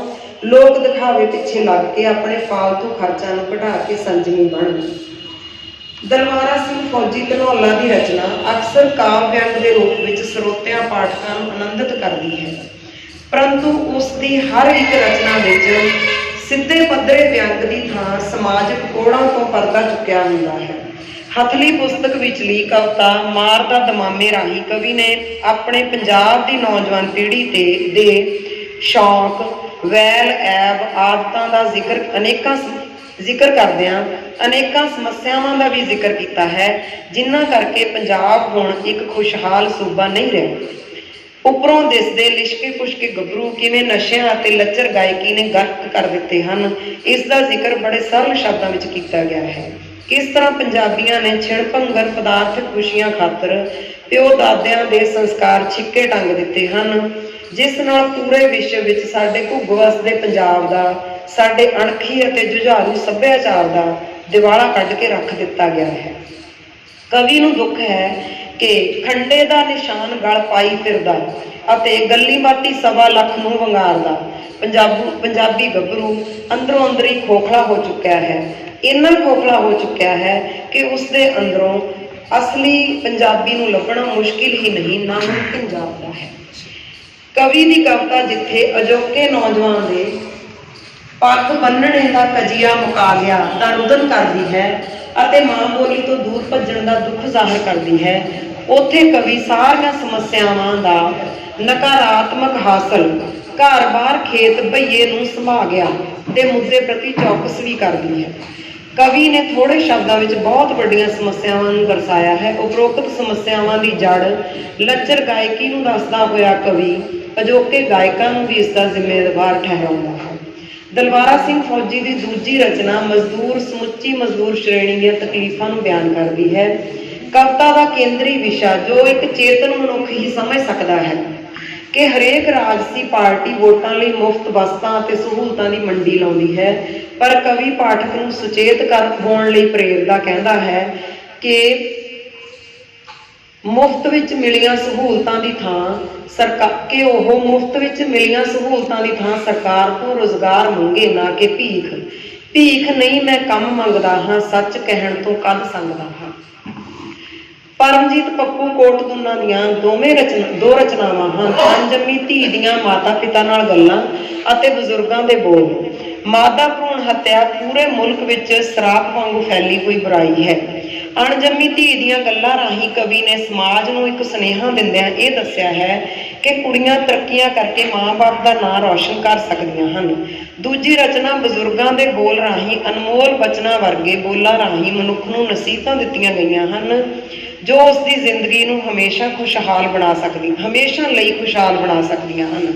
ਕਵੀ ਦੀ ਕਲਪਨਾ ਹੈ ਕਿ ਧਰਮ ਜਾਤ ਦੀਆਂ ਤਰੇੜਾਂ ਖਤਮ ਕਰਕੇ ਕੇਵਲ ਇੱਕ ਧਰਮ ਮਨੁੱਖਤਾ ਨੂੰ ਹੀ ਅਪਣਾਉਣਾ ਚਾਹੀਦਾ ਹੈ। ਬੜੇ ਥੋੜੇ ਜਿਹੇ ਸਮੇਂ ਵਿੱਚ ਪੰਜਾਬੀ ਸਾਹਿਤ ਜਗਤ ਨੂੰ ਕਈ ਪੁਸਤਕਾਂ ਦੇਣ ਵਾਲੇ ਕਵੀ ਨਿਰਮਲ ਸਿੰਘ ਕਾਲੋਂ ਦੀ ਖਾਸੀਅਤ ਇਹ ਹੈ ਕਿ ਉਸ ਦੀ ਰਚਨਾ ਡੂੰਘੇ ਵਿਚਾਰਧਾਰਕ ਸੰਕਲਪਾਂ ਨੂੰ ਪੇਸ਼ ਕਰਦੀ ਹੈ। ਉਹ ਜਿੱਥੇ ਪੰਜਾਬੀ ਭਾਸ਼ਾ ਦਾ ਲੰਬਰਦਾਰ ਹੈ, ਉੱਥੇ ਉਰਦੂ, ਫਾਰਸੀ ਅਤੇ ਹਿੰਦੀ ਤੇ ਵੀ ਉਸ ਦੀ ਪੀੜੀ ਪਕੜ ਹੈ। ਇਹ ਕਵੀ ਦਾ ਸ਼ੌਕ ਹੈ ਕਿ ਉਸ ਨੂੰ ਅਰਬੀ ਫਾਰਸੀ ਸ਼ਬਦਾਵਲੀ ਸਦਾ ਹੀ ਖਿੱਚ ਪਾਉਂਦੀ ਹੈ। ਇਹੀ ਕਾਰਨ ਹੈ ਕਿ ਉਸ ਦੀ ਰਚਨਾ ਵਿੱਚ ਉਪਰੋਕਤ ਭਾਸ਼ਾਵਾਂ ਦੇ ਸ਼ਬਦਾਂ ਦੀ ਬਹੁਤਾਤ ਹੁੰਦੀ ਹੈ। ਉਸ ਦੀ ਪਹਿਲੀ ਕਵਿਤਾ ਜ਼ਿੰਦਾਬਾਦ ਰਹੋ ਤੁਸੀਂ ਸੋਹਣਿਓ ਸਿਰਲੇਖ ਅਤੇ ਇਸ ਦੇ ਸਥਾਈ ਅੰਤਰੇ ਤੋਂ ਅੱਜ-ਕੱਲ੍ਹ ਚੱਲਦੇ ਆਮ ਰੋਮਾਂਟਿਕ ਗੀਤਾਂ ਦਾ ਭੁਲੇਖਾ ਪਾਉਂਦੀ ਹੈ। ਪਰ ਜਦੋਂ ਪਾਠਕ ਸਰੋਤਾ ਉਸ ਦੀ ਕਵਿਤਾ ਦੇ ਅੰਦਰ ਝਾਤੀ ਮਾਰਦਾ ਹੈ ਤਾਂ ਦੇਖਦਾ ਹੈ ਕਿ ਉਸ ਦੀ ਰਚਨਾ ਵਿੱਚ ਇੱਕ ਨਹੀਂ ਅਨੇਕ ਵਿਸ਼ਿਆਂ ਦੀ ਪੇਸ਼ਕਾਰੀ ਹੋਈ ਹੈ। ਕਵਿਤਾ ਵਿੱਚ ਜਿੱਥੇ ਪੰਜਾਬੀਆਂ ਦੇ ਜਿਸਮ ਕਮਾਉਣ, ਛਿੰਝਾਂ ਅਖਾੜਿਆਂ ਵਿੱਚ ਝੰਡੀ ਪੁੱਟ ਲੈਂਦੇ ਹੀ ਗਵਾਲੇ ਤਾਣ ਤੇ ਦਾ ਜ਼ਿਕਰ ਹੈ, ਉੱਥੇ ਪੰਜਾਬ ਦੇ ਜੰਪਲ ਗੱਭਰੂਆਂ ਦੇ ਸਿੱਧੇ ਸਾਦੇ ਨਿਰਛਲ ਅਤੇ ਪਰਉਪਕਾਰੀ ਸੁਭਾਅ, ਸਖਤ ਮਿਹਨਤ ਨਾਲ ਖੇਤੀ ਕਰਨ ਅਤੇ ਸਰਹੱਦਾਂ ਤੇ ਡਟ ਕੇ ਦੇਸ਼ ਦੀ ਰਾਖੀ ਕਰਨ ਜਿਹੇ ਗੁਣਾਂ ਨੂੰ ਵੀ ਬਾਖੂਬੀ ਬਿਆਨਿਆ ਗਿਆ ਹੈ। ਦੂਜੀ ਰਚਨਾ ਬੀਜ ਸਿਰਾਂ ਵਾਲੇ ਬੀਜ ਵਿੱਚ ਕਵੀ ਨਿਰਮਲ ਸਿੰਘ ਕਾਲੋਂ ਦਸ਼ਮੇਸ਼ ਪਿਤਾ ਦੁਆਰਾ ਚਲਾਈ ਨਾ ਡਰੋ ਅਰੇ ਸਿਉ ਜਬ ਜੀਤ ਕਰੋ ਦੀ ਪਰੰਪਰਾ ਤੇ ਚੱਲਣ ਦੇ ਮਹਾਨ ਕੌਮੀ ਫਰਜ਼ ਨੂੰ ਚਿੱਤਰਦਾ ਹੈ। ਕਵੀ ਪੰਜਾਬੀਆਂ ਦੀ ਜੰਗਜੂ ਫਿਤਰਤ ਅਤੇ ਆਪਣੇ ਇਰਾਦੇ ਪ੍ਰਤੀ ਦ੍ਰਿੜਤਾ ਨੂੰ ਦ੍ਰਿੜਾਉਂਦਾ ਹੈ ਕਿ ਜਾਂ ਕਹਿ ਦਿਓ ਰਜ਼ਾਵਾਂ ਛੱਡਣ ਹੁਕਮ ਚਲਾਉਣਾ, ਚਾਅ ਚਹੇਤਿਆਂ ਸਰੂਰੇ ਲਾੜੀ ਮੌਤ ਨੂੰ ਵਿਆਹੁਣਾ। ਕਵੀ ਆਖਰੀ ਬੰਦ ਰਾਹੀਂ ਲੇਖਕਾਂ ਸਾਹਿਤਕਾਰਾਂ ਨੂੰ ਉਹਨਾਂ ਦੀ ਕਲਮ ਦੀ ਤਾਕਤ ਪਛਾਣਨ ਦਾ ਹੋਕਾ ਦਿੰਦਾ ਹੋਇਆ ਉਹਨਾਂ ਨੂੰ ਨਸੀਹਤ ਵੀ ਦਿੰਦਾ ਹੈ ਕਿ ਆਪਣੀਆਂ ਕਲਮਾਂ ਨੂੰ ਹੱਕ ਸੱਚ ਪ੍ਰਤੀ ਬੋਲਣ ਤੋਂ ਰੋਕ ਕੇ ਅਤੇ ਨਾਸ਼ਵਾਨ ਇਨਾਮਾਂ ਪੁਰਸਕਾਰਾਂ ਦੇ ਲਾਲਚਾਂ ਵਿੱਚ ਬੰਨ੍ਹ ਕੇ ਰੱਖਣ ਦੀ ਬਜਾਏ ਭਰੋ ਬੇਕਸਾਂ ਦੀ ਹਾਮੀ ਦਾ ਹੋਕਾ ਦਿੰਦਾ ਹੈ। ਨਿਰਮਲਜੀਤ ਸਿੰਘ ਭੱਠਲ ਨੇ ਭਲੇ ਵੇਲਿਆਂ ਦੀਆਂ ਗੱਲਾਂ ਦੱਸਦਿਆਂ ਪੁਰਾਤਨ ਪੰਜਾਬ ਦੇ ਦਰਸ਼ਨ ਕਰਵਾਏ ਹਨ। ਉਹ ਪੰਜਾਬ ਜਿੱਥੇ ਸਹਿਜ ਅਤੇ ਇਤਫਾਕ ਦਾ ਵਾਸਾ ਸੀ, ਲੋਕ ਸੰਜਮੀ ਜੀਵਨ ਜਿਉਂਦੇ, ਅਜੋਕੀਆਂ ਚੁਸਤੀਆਂ ਚਲਾਕੀਆਂ ਤੋਂ ਦੂਰ, ਸੱਚੇ ਸੁੱਚੇ ਦਿਲਾਂ ਵਾਲੇ, ਨਿਰਛਲ ਪਿਆਰ ਨਾਲ ਭਰਪੂਰ ਸਨ। ਪੰਜਾਬ ਦੀ ਮਿੱਟੀ ਕਵਿਤਾ ਰਾਹੀਂ ਪੰਜਾਬ ਦੀ ਜ਼ਰਖੇਜ਼ ਮਿੱਟੀ ਦੀ ਸਿਫਤ ਸਲਾਹ ਅਤੇ ਇੱਥੇ ਉੱਗੀਆਂ ਅਣਖਾਂ, ਧਰਮ ਅਤੇ ਜਾਬਰ ਦੇ ਸਾਹਮਣੇ ਡਟਣ ਦੀ ਫਿਤਰਤ ਨੂੰ ਵੀ ਬਾਖੂਬੀ ਬਿਆਨ ਕੀਤਾ ਗਿਆ ਹੈ। ਪ੍ਰਗਟ ਸਿੰਘ ਸੇਖੋਂ ਧਨੌਲਾ ਨੇ ਆਪਣੀ ਪਹਿਲੀ ਗਜ਼ਲ ਵਿੱਚ ਅਜੋਕੇ ਯੁੱਗ ਦੇ ਚਲਾਕ ਲੋਕਾਂ ਦੇ ਕਿਰਦਾਰ ਦੀ ਗੱਲ ਕੀਤੀ ਹੈ, ਜੋ ਸ਼ਰਮ, ਹਿਆ, ਇੱਜ਼ਤ, ਇਮਾਨਦਾਰੀ ਅਤੇ ਪਰਉਪਕਾਰ ਦਾ ਮੁਖੌਟਾ ਪਾ ਕੇ ਦਿਲਕਾਤੀ ਗੁਣਵਾਤ ਵਰਗੇ ਇਖਲਾਕ ਦੇ ਮਾਲਕ ਹਨ। ਉੱਪਰੋਂ ਗਰੀਬਾਂ ਦੇ ਹਮਦਰਦ ਲੋਕ ਅੰਦਰੋਂ ਕਿੰਨੇ ਖਤਰਨਾਕ ਹਨ, ਇਸ ਦਾ ਜ਼ਿਕਰ ਕਵੀ ਨੇ ਕੱਖਾਂ ਦੀ ਪੰਡ ਬਦਲੇ ਜਿਹੜੇ ਚੀਰ ਹਰਨ ਪਏ ਕਰਦੇ ਏਥੇ ਵਿੱਚ ਗਰੀਬਾਂ ਦੀ ਬਸਤੀ ਦੇ ਮੈਂ ਵਰਤਾਉਂਦੇ ਲੰਗਰ ਦੇਖੇ ਰਾਹੀਂ ਕੀਤਾ ਹੈ। ਫੋਕੀ ਅਣਖ ਤੇ ਇੱਜ਼ਤ ਦਾ ਢੰਡੋਰਾ ਪਿੱਟਣ ਵਾਲੇ ਬਗਲੇ ਭਗਤਾਂ ਬਾਰੇ ਕਵੀ ਸੁਚੇਤ ਕਰਦਾ ਹੈ ਅਤੇ ਉਹਨਾਂ ਦੀ ਅਸਲੀਅਤ ਤੋਂ ਪਰਦਾ ਚੁੱਕਦਾ ਹੈ। ਆਪਣੀ ਇੱਜ਼ਤ ਖਾਤਰ ਜਿਹੜੇ ਅੱਗ ਬਬੂਲਾ ਹੋ ਜਾਂਦੇ ਨੇ ਦੇਖ ਪਰਾਈਆਂ ਜੀ ਲਲਚਾਉਂਦੇ ਐਸੇ ਵੀ ਕਈ ਕੰਜਰ ਵੇਖੇ। ਪ੍ਰਗਟ ਸਿੰਘ ਸੇਖੋਂ ਧਨੌਲਾ ਦੀ ਦੂਜੀ ਗਜ਼ਲ ਵਿਸ਼ਵ ਪੱਧਰੀ ਕਿਸਾਨੀ ਸੰਘਰਸ਼ ਲਈ ਪ੍ਰੇਰਿਤ ਹੋਈ ਰਚਨਾ ਹੈ, ਜਿਸ ਵਿੱਚ ਸਮੇਂ ਦੇ ਹਾਕਮ ਨੂੰ ਜੋਸ਼ ਨਾਲ ਲਲਕਾਰਦਾ ਕਵੀ ਉਸ ਨੂੰ ਚੇਤਾਵਨੀ ਦੇ ਰਿਹਾ ਹੈ ਕਿ ਜਦ ਲੋਕਾਂ ਦਾ ਏਕਾ ਹੋਣਾ ਫੇਰ ਤੂੰ ਸਭ ਦਾ ਢੇਕਾ ਹੋਣਾ, ਵੇਖ ਲਵੀਂ ਫਿਰ ਵਾਂਗ ਸਿਕੰਦਰ ਰਾਹੀਂ ਜਾਨ ਗਵਾਏਗਾ। ਕਵੀ ਕਿਰਤੀਆਂ ਅਤੇ ਕਾਮਿਆਂ ਦੀ ਏਕਤਾ ਨਾਲ ਸੰਭਾਵਿਤ ਕ੍ਰਾਂਤੀ ਰਾਹੀਂ ਜ਼ਾਲਮ ਨੂੰ ਭਾਜੜ ਪਾਉਣ ਦੀ ਗੱਲ ਕਰਦਾ ਹੋਇਆ ਹੱਕ ਜਿਨ੍ਹਾਂ ਦੇ ਆਪਣੇ ਆਪੇ ਲੈਣਗੇ ਖੋਹ ਦਾ ਸੰਵਾਦ ਰਚਾਉਂਦਾ ਹੈ। ਕਿਰਤੀਆਂ ਕਾਮੇ ਇਕੱਠੇ ਹੋ ਕੇ ਤੇਰੇ ਮਹਿਲਾਂ ਨੂੰ ਹਟਾਉਣਾ, ਉਸ ਵੇਲੇ 10 ਖਸਮਾਂ ਖਾਣਿਆ ਫਿਰ ਕਿੱਧਰ ਜਾਵੇਂਗਾ ਤੂੰ। ਪ੍ਰਗਟ ਸਿੰਘ ਭੱਠਲ ਦੀ ਰਚਨਾ ਨਸੀਬ ਜਿੰਦੇ ਮੇਰੀਏ ਚੜ੍ਹਦੀ ਕਲਾ ਵਾਲੀ ਸੋਚ ਦੀ ਲਿਖਾਇਕ ਹੈ। ਕਵੀ ਜਿੰਦੇ ਮੇਰੀਏ ਦੇ ਮੋਟਿਫ ਰਾਹੀਂ ਸਮੁੱਚੀ ਮਨੁੱਖਤਾ ਨੂੰ ਚੜ੍ਹਦੀ ਕਲਾ ਅਤੇ ਸਕਾਰਾਤਮਕ ਸੋਚ ਦਾ ਸੁਨੇਹਾ ਦੇ ਰਿਹਾ ਹੈ। ਮਨੁੱਖ ਨੂੰ ਮਾੜੇ ਹਾਲਾਤਾਂ ਨਾਲ ਲੜਨ ਦੀ ਪ੍ਰੇਰਨਾ ਦਿੰਦਾ ਕਵੀ ਕਹਿੰਦਾ ਹੈ, ਅਸੀਂ ਵੀ ਹੋਵਾਂਗੇ ਸ਼ਾਹੀ ਤਖਤਾਂ ਦੇ ਬਾਦਸ਼ਾਹ, ਅਸੀਂ ਵੀ ਹੋਵਾਂਗੇ ਸ਼ਾਹੀ ਤਖਤਾਂ ਦੇ ਬਾਦਸ਼ਾਹ। ਹੋਇਆ ਕਿ ਜੇ ਅੱਜ ਹਾਂ ਗਰੀਬ ਜਿੰਦੇ ਮੇਰੀਏ, ਕੋਸ਼ਿਸ਼ ਮੈਂ ਕਰਾਂ ਬੜੀ ਇਹਨਾਂ ਨੂੰ ਜਗਾਉਣ ਦੀ। ਸੁੱਤੇ ਅਜੇ ਪਏ ਨੇ ਨਸੀਬ ਜਿੰਦੇ ਮੇਰੀਏ, ਸੁੱਤੇ ਅਜੇ ਪਏ ਨੇ ਨਸੀਬ ਜਿੰਦੇ ਮੇਰੀਏ।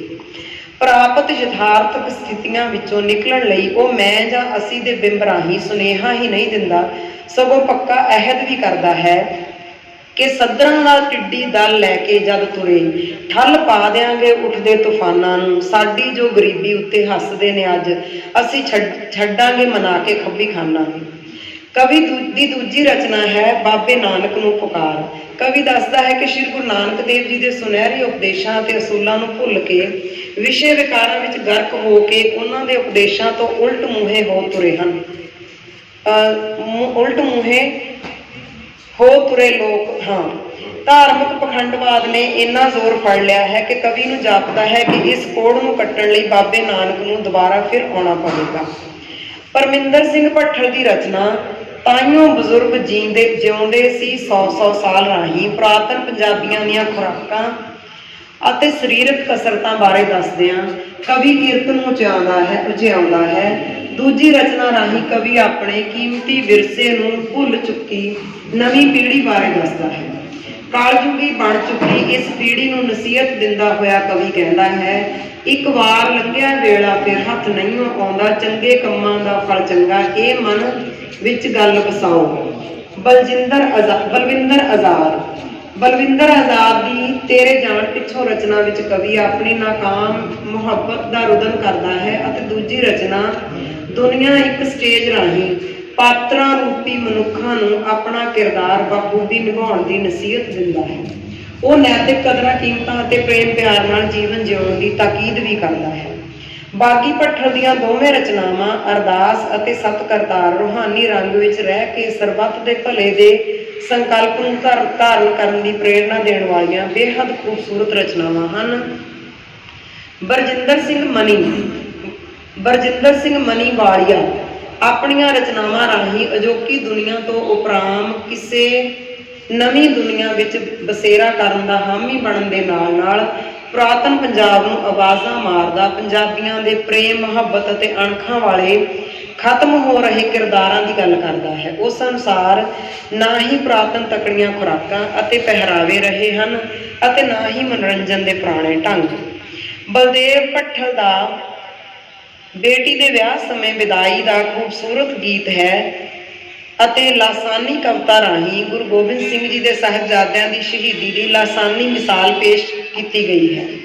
ਮੇਜਰ ਰਾਜਗੜ੍ਹ ਨੇ ਜਿੱਥੇ ਪਹਿਲੀ ਗਜ਼ਲ ਨੂੰ ਸੂਫੀਆਨਾ ਕਲਾਮ ਵਾਂਗ ਪੇਸ਼ ਕੀਤਾ ਹੈ, ਉੱਥੇ ਦੂਜੀ ਗਜ਼ਲ ਦੇ ਵਿਸ਼ੇ ਵਿੱਚ ਸਪਸ਼ਟ ਕੀਤਾ ਹੈ ਕਿ ਪਰਦੇਸਾਂ ਵੱਲ ਹੋ ਰਿਹਾ ਲਗਾਤਾਰ ਪ੍ਰਵਾਸ ਪੰਜਾਬ ਲਈ ਇੱਕ ਨਾਸੂਰ ਬਣ ਗਿਆ ਹੈ।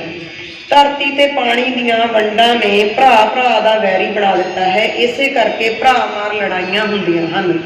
ਪਰ ਕਵੀ ਕਲਮਾਂ ਨੂੰ ਸੁਨੇਹਾ ਦਿੰਦਾ ਹੈ ਕਿ ਉਹ ਆਪਣੇ ਸਿਰਜਕ ਮਕਸਦ ਨੂੰ ਧਿਆਨ ਵਿੱਚ ਰੱਖਦੇ ਹੋਏ ਸੱਚ ਲਿਖਣ ਦੀ ਹਿੰਮਤ ਕਰਨ। ਅਖੀਰਲੇ ਬੰਦ ਵਿੱਚ ਉਹ ਸੁਨੇਹਾ ਦਿੰਦਾ ਹੈ, ਭਾਰਤ ਮਾਂ ਦੇ ਕਿਰਤੀ ਜਾਇਓ, ਸ਼ਿੱਦਤ ਦੇ ਨਾਲ ਜਾਗਿਓ, ਸਿਦਕ ਨਾਲ ਹੀ ਵਗਣ ਹਮੇਸ਼ਾ ਦਰਿਆਵਾਂ ਦੇ ਸਿਰਨਾਵੇ। ਮੀਤ ਸਕਰੋਦੀ ਸੰਗਰੂਰ ਦਾ ਲਿਖਿਆ ਗੀਤ ਕੇਸਰ ਦੇ ਫੁੱਲ ਇੱਕ ਆਮ ਅੱਜ ਕੱਲ੍ਹ ਚੱਲਦੇ ਗੀਤਾਂ ਵਰਗਾ ਗੀਤ ਹੈ। ਦੂਜੇ ਗੀਤ ਵਿੱਚ ਕਵੀ ਨੇ ਗੁਰੂ ਗੋਬਿੰਦ ਸਿੰਘ ਜੀ ਦੇ ਛੋਟੇ ਸਾਹਿਬਜ਼ਾਦਿਆਂ ਅਤੇ ਦਾਦੀ ਅਤੇ ਉਹਨਾਂ ਦੀ ਬੱਚਿਆਂ ਦੀ ਦਾਦੀ ਦੀ ਵਾਰਤਾਲਾਪ ਨੂੰ ਨਾਟਕੀ ਰੂਪ ਵਿੱਚ ਪੇਸ਼ ਕੀਤਾ ਹੈ। ਮਰਹੂਮ ਮੱਖਣ ਅਨਪੜ੍ਹ ਧਨੌਲਾ ਨੇ ਦਾਜ ਦੀ ਲਾਹਨਤ ਵਿੱਚ ਇਤਿਹਾਸਕ ਪ੍ਰਮਾਣ ਦੇ ਕੇ ਨਾਰੀ ਦੀ ਮਹਿਮਾ ਬਿਆਨ ਕੀਤੀ ਹੈ, ਪਰ ਉਸਦੇ ਦੁੱਖਾਂ ਤਕਲੀਫਾਂ ਅਤੇ ਉਸਤੇ ਹੋ ਰਹੇ ਜ਼ੁਲਮਾਂ ਨੂੰ ਦੇਖ ਕੇ ਸੋ ਕਿਉਂ ਮੰਦਾ ਆਖੀਏ ਦਾ ਨਾਅਰਾ ਵੀ ਬੁਲੰਦ ਕੀਤਾ ਹੈ। ਦੂਜੀ ਰਚਨਾ ਵਿੱਚ ਪੁਰਾਤਨ ਸੱਚੀਆਂ ਸੁੱਚੀਆਂ ਭਰਾਵਾਂ ਵਰਗੀਆਂ ਦੋਸਤੀਆਂ ਦੇ ਮੁਕਾਬਲੇ ਅਯੋਕੇ ਯੁੱਗ ਦੀ ਗਰਜੀ ਯਾਰ ਮਾਰੀ ਵਾਲੀਆਂ ਮਿੱਤਰਤਾਈਆਂ ਬਾਰੇ ਚੌਕਸ ਵੀ ਕੀਤਾ ਗਿਆ ਹੈ। ਮਨਜੀਤ ਸ਼ਰਮਾ ਦੀਆਂ ਰਚਨਾਵਾਂ ਵਿੱਚ ਜੀਵਨ ਦੀਆਂ ਕਠੋਰ ਪਰਿਸਥਿਤੀਆਂ ਕਾਰਨ ਫੈਲੇ ਹਨੇਰੇ ਨੂੰ ਬਾਖੂਬੀ ਦਰਸਾਇਆ ਗਿਆ ਹੈ, ਪਰ ਚਾਨਣ ਦੇ ਨੂਰੀ ਪ੍ਰਤਾਪ ਤੋਂ ਜਾਣਕਾਰ ਚਾਨਣ ਵੱਲ ਸਿੱਧਾ ਮੂੰਹ ਕਰਨ ਦੀ ਬਜਾਏ ਅਖੀਰ ਤੱਕ ਡਾਵਾਂਡੋਲ ਮਾਨਸਿਕ ਸਥਿਤੀ ਕਾਰਨ ਦੁੱਖ ਹੀ ਭੋਗਦੇ ਹਨ। ਦੂਜੀ ਰਚਨਾ ਵਿੱਚ ਪਰਮਾਤਮਾ ਦੀ ਉੱਤਮ ਸਿਰਜਣਾ ਇਸਤਰੀ ਪ੍ਰਤੀ ਸਮਾਜਿਕ ਬੇਰੁਖੀ ਨੂੰ ਬਿਆਨ ਕੀਤਾ ਗਿਆ ਹੈ ਕਿ ਕਿਵੇਂ ਲੋਕ ਭਰੂਣ ਹੱਤਿਆ ਕਰਕੇ ਇਨਸਾਨੀਅਤ ਦੇ ਕਾਤਲ ਬਣਦੇ ਜਾ ਰਹੇ ਹਨ। ਮਲਕੀਤ ਸਿੰਘ ਗਿੱਲ ਭੱਠਲ ਸਾਹਿਤ ਜਗਤ ਨੂੰ ਕਈ ਕਿਤਾਬਾਂ ਨਾਲ ਨਿਵਾਜ ਚੁੱਕਾ ਕਵੀ ਹੈ। ਉਹ ਸਮਕਾਲੀ ਸਮੇਂ ਅੰਦਰ ਸਭ ਤੋਂ ਵੱਧ ਛਪਣ ਵਾਲੇ ਕਵੀ ਵਜੋਂ ਜਾਣਿਆ ਜਾਂਦਾ ਹੈ। ਪੰਜਾਬ ਨੂੰ ਖੁਸ਼ਹਾਲ ਕਵਿਤਾ ਰਾਹੀਂ ਕਵੀ ਨੇ ਪੰਜਾਬ ਦੀ ਖੁਸ਼ਹਾਲੀ ਦੀ ਕਾਮਨਾ ਕੀਤੀ ਹੈ, ਪਰ ਨਾਲ ਹੀ ਉਸ ਖੁਸ਼ਹਾਲੀ ਦਾ ਰਾਜ਼ ਰੁੱਖ ਲਗਾ ਕੇ ਵਾਤਾਵਰਣ ਨੂੰ ਸੰਭਾਲਣਾ ਦੱਸਦਿਆਂ ਸਾਡੇ ਮਹੱਤਵਪੂਰਨ ਰੁੱਖਾਂ ਦਾ ਜ਼ਿਕਰ ਕੀਤਾ ਹੈ। ਰੁੱਖਾਂ ਦੀ ਸਾਡੇ ਜੀਵਨ ਵਿੱਚ ਮਹੱਤਤਾ ਦੱਸਣ ਦੇ ਨਾਲ ਨਾਲ ਉਹਨਾਂ ਦੀ ਸਿਹਤ ਵਿਗਿਆਨ ਵਿੱਚ ਅਹਿਮੀਅਤ ਨੂੰ ਵੀ ਦਰਸਾਇਆ ਗਿਆ ਹੈ। ਅਜਿਹੀਆਂ ਰਚਨਾਵਾਂ ਸਕੂਲਾਂ ਦੇ ਸਿਲੇਬਸਾਂ ਵਿੱਚ ਸ਼ਾਮਲ ਕਰਨ ਯੋਗ ਹਨ। ਦੂਜੀ ਰਚਨਾ ਵੰਡਿਆ ਗਿਆ ਪੰਜਾਬ ਵਿੱਚ ਕਵੀ ਨੇ 1947 ਦੀ ਦਿਲ ਕੰਬਾਊ ਵੰਡ ਦੇ ਦਰਦਾਂ ਨੂੰ ਦਰਸਾਇਆ ਹੈ, ਜਦੋਂ ਘੁੱਗ ਵਸਦੇ ਮੁਲਕ ਵਿੱਚੋਂ ਇਤਫਾਕ, ਸਾਂਝ ਅਤੇ ਭਾਈਚਾਰਕ ਏਕੇ ਵਰਗੀਆਂ ਭਾਵਨਾਵਾਂ ਤਿੜ-ਤਿੜ ਕਰਕੇ ਟੁੱਟ ਗਈਆਂ ਸਨ। ਰਫੀਕ ਮੁਹੰਮਦ ਧਨੌਲਾ ਨੇ ਜਿੱਥੇ ਧਾਰਮਿਕ ਖੇਤਰ ਵਿੱਚ ਸ਼ਾਮਲ ਹੋ ਚੁੱਕੇ ਦੰਭ ਤੋਂ ਪਰਦਾ ਚੁੱਕਿਆ ਹੈ, ਉੱਥੇ ਨਾਲ ਹੀ ਉਸਨੇ ਮੌਜੂਦਾ ਸਮਾਜ ਵਿੱਚ ਵਾਪਰ ਰਹੀਆਂ ਘਟਨਾਵਾਂ ਅਤੇ ਸਮੱਸਿਆਵਾਂ ਦਾ ਵੀ ਜ਼ਿਕਰ ਕੀਤਾ ਹੈ। ਦੂਜੀ ਕਵਿਤਾ ਵਿੱਚ ਲੋਕ ਬੋਲੀਆਂ ਦੀ ਤਰਜ਼ ਤੇ ਪੰਜਾਬਣ ਮੁਟਿਆਰ ਦੀ ਖੂਬਸੂਰਤੀ ਨੂੰ ਚਿਤਰਿਆ ਹੈ। ਮਿੱਤ ਸਿੰਘ ਸਰਾਂ ਕਾਲੇ ਕੇ ਦੀ ਰਚਨਾ ਵਾਤਾਵਰਣ ਪ੍ਰਦੂਸ਼ਣ ਦੇ ਚੱਲਦਿਆਂ ਠੰਡੇ ਛਿੱਟਿਆਂ ਵਰਗੀ ਕਵਿਤਾ ਹੈ। ਰੁੱਖ ਦੀ ਆਤਮ ਕਥਾ ਰਾਹੀਂ ਰੁੱਖ ਦੁਆਰਾ ਦਿੱਤੀਆਂ ਜਾਂਦੀਆਂ ਬੇਸ਼ਕੀਮਤੀ ਦਾਤਾਂ ਦਾ ਜ਼ਿਕਰ ਹੈ। ਜੇਕਰ ਅਸੀਂ ਰੁੱਖਾਂ ਦੀ ਕਟਾਈ ਪ੍ਰਤੀ ਜਾਗਰੂਕ ਨਾ ਹੋਏ ਤਾਂ ਭਿਆਨਕ ਭਵਿੱਖ ਦਾ ਸਾਹਮਣਾ ਕਰਨਾ ਪਵੇਗਾ। ਦੂਜੀ ਰਚਨਾ ਵਿੱਚ ਇਸ ਨਾਸ਼ਵਾਨ ਸੰਸਾਰ ਦੀ ਛਿੜਭੰਗਰਤਾ ਦਿਖਾ ਕੇ ਮਨੁੱਖ ਨੂੰ ਪਦਾਰਥਕ ਖੁਸ਼ੀਆਂ ਵਿੱਚ ਗ੍ਰਸਤ ਹੋਣ ਤੋਂ ਬਚਣ ਲਈ ਸੁਨੇਹਾ ਦਿੱਤਾ ਗਿਆ ਹੈ। ਪੁਸਤਕ ਦੀ ਆਖਰੀ ਕਵਿਤਾ ਵਿੱਚ ਜਸਵਿੰਦਰ ਰਾਏ ਭੱਠਲ ਸਰਹੰਦ ਦੀ ਕੰਧ ਦਾ ਪੁਸਤਕ ਦੀ ਆਖਰੀ ਕਵਿਤਾ ਵਿੱਚ ਜਸਵਿੰਦਰ ਰਾਏ ਭੱਠਲ ਦੁਆਰਾ ਸਰਹੰਦ ਦੀ ਕੰਧ ਦਾ ਮਾਨਵੀਕਰਨ ਕੀਤਾ ਗਿਆ ਹੈ। ਛੋਟੇ ਸਾਹਿਬਜ਼ਾਦਿਆਂ ਦੀ ਕੁਰਬਾਨੀ ਜਿੱਥੇ ਇਤਿਹਾਸਕ ਅਤੇ ਲਾਸਾਨੀ ਘਟਨਾ ਹੈ, ਉੱਥੇ ਅਤ ਕਰੁਣਾਮਈ ਵੀ ਹੈ। ਸਾਹਿਬਜ਼ਾਦਿਆਂ ਦੀ ਕੁਰਬਾਨੀ ਦੇਖ ਕੇ ਮੁਗਲਾਂ ਦੀਆਂ ਬੇਗਮਾਂ ਤੱਕ ਦੇ ਦਿਲ ਕਰੁਣਾ ਨਾਲ ਭਰ ਗਏ ਸਨ। ਇਹ ਪੁਸਤਕ ਆਪਣੀ ਭਾਸ਼ਾਈ, ਸ਼ਾਬਦਿਕ ਅਤੇ ਵਿਆਕਰਨਕ ਖੂਬੀ ਕਾਰਨ ਲਾਮਿਸਾਨ ਹੈ। ਪੁਸਤਕ ਵਿਚਲੇ ਕਵੀ ਕੇਵਲ ਫੋਟੋਗ੍ਰਾਫਾਂ ਵਾਂਗ ਆਲੇ ਦੁਆਲੇ ਦੇ ਜੀਵਨ ਦੀਆਂ ਤਸਵੀਰਾਂ ਲੈ ਕੇ ਹੀ ਸੁਰਖਰੂ ਨਹੀਂ ਹੁੰਦੇ, ਸਗੋਂ ਸਮਕਾਲੀ ਸਮਾਜ ਦੀਆਂ ਸਮੱਸਿਆਵਾਂ ਅਤੇ ਚੁਣੌਤੀਆਂ ਨੂੰ ਵੰਗਾਰਦੇ ਅਤੇ ਲਲਕਾਰਦੇ ਉਹਨਾਂ ਦੇ ਹੱਲ ਵੀ ਸੁਝਾਉਂਦੇ ਹਨ। ਇਸ ਪੁਸਤਕ ਦਾ ਵੱਡਾ ਹਾਸਲ ਇਹ ਹੈ ਕਿ ਇਸ ਵਿਚਲੇ ਸਾਰੇ ਕਵੀ, ਚਾਹੇ ਉਹ ਕਿਸੇ ਵੀ ਵਿਸ਼ੇ ਨੂੰ ਪੇਸ਼ ਕਿਉਂ ਨਾ ਕਰ ਰਹੇ ਹੋਣ, ਆਪਣੀਆਂ ਕਾਵਿ ਜੁਗਤਾਂ ਰਾਹੀਂ ਪਾਠਕ ਅੰਦਰ ਚੇਤਨਾ ਦਾ ਸੰਚਾਰ ਕਰਦੇ ਹਨ, ਜੋ ਕਿ ਸਮੁੱਚੀ ਮਨੁੱਖਤਾ ਲਈ ਮਾਨਵਵਾਦੀ ਦ੍ਰਿਸ਼ਟੀਕੋਣ ਦੀ ਲਖਾਇਕ ਬਣਦੀ ਹੈ। ਮੈਂ ਆਪਣੇ ਵੱਲੋਂ ਇਸ ਪੁਸਤਕ ਨੂੰ ਖੁਸ਼ਾਮਦੀਦ ਕਹਿੰਦੀ ਹਾਂ। ਧੰਨਵਾਦ।